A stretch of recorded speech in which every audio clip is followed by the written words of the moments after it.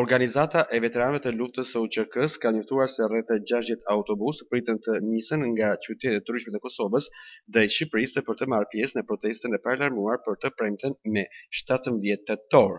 Protesta, sipas kryetarit të Organizatës së veteranëve të luftës së UÇK-s, Hysni Gucati, organizohet kundër, siç u tha, padrejtësive që po u bën ish krejve të UÇK-s që po gjykohen në Hag. Ne kemi gjetur mbështetje shumë të madhe nga qytetarët e Shqipërisë, nga institucionet e shtetit shqiptar, po vetëm nga qeveria.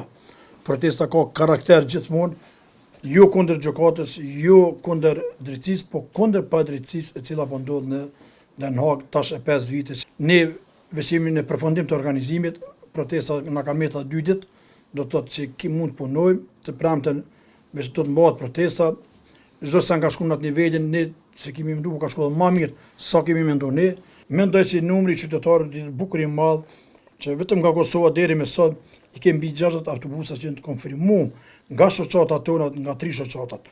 E invalidëve, dëshmorëve dhe veteranëve që ne jemi të organizu, të ju falenderu kryetarët komunave, shumicës që ne kam mundësu transportin. Fillimisht, siç dihet, një protestë në mbrojtje të ish krejve të UÇK-s u mbajt në Prishtinë me 7 gusht, në Hag me 14 shtator, ndërsa protesta në Tiranë do të jetë e treta me radhë.